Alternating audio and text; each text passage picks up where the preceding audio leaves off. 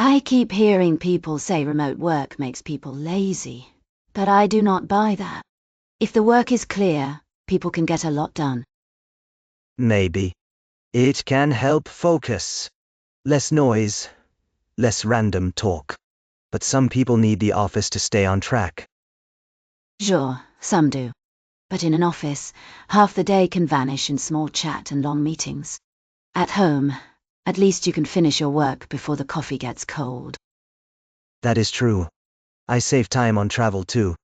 2 hours back in my day. That is not small. Exactly.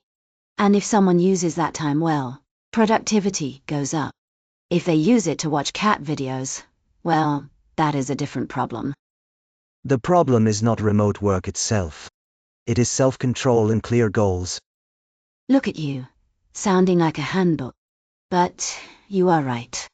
If managers judge people by hours in a chair, they miss the point. Results matter more. But some jobs still need fast help from others.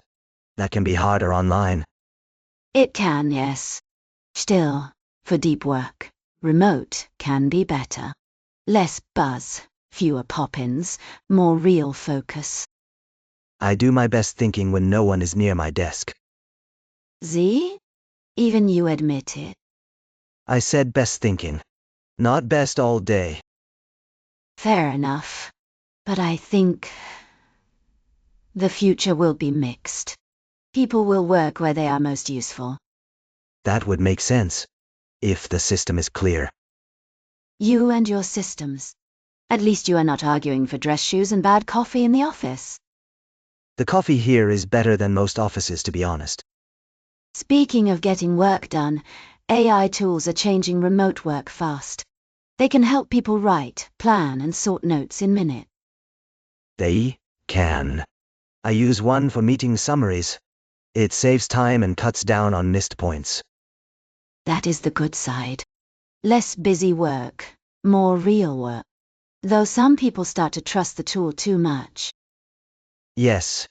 If the input is poor, the result is poor. The tool does not fix bad thinking. Exactly. It is like giving a map to someone who still refuses to read signs. Very helpful, but not magic. For remote teams, AI can also help with search. You do not need to ask 5 people where the file is. Thank you. I have spent too much time in chats asking, who has the latest version? It is like a tiny treasure hunt. Still, there is risk. People may use AI to hide gaps in skill. That happens. But smart teams will notice. AI should support people, not replace the need to think. Agreed. It should make remote work smoother, not colder. Colder? Dave, this brewery has more warmth than some company chats. That is the tricky part, though. Remote work can make the culture feel thin. People do the tasks, but they may not feel the team. Yes. You miss the small things. The talk before a meeting. The jokes. The shared pain of bad office snacks. Do not remind me of those snacks. But you are right. Culture is not just rules on a page. It is how people treat each other every day. Online, it is easier to stay quiet. Some people speak less. Some feel left out. And new hires can have a hard time. They do not learn the feel of the place just by reading a guide. Video calls help, but not enough. They are very formal. People wait for turns, and the flow is not the same. Which is why leaders have to work harder. They need to make space for talk, trust, and small wins. That takes effort. It does not happen by itself. No, it does not. If you want a strong culture, you have to build it on purpose, even from far away. Maybe with more regular check-ins and team time.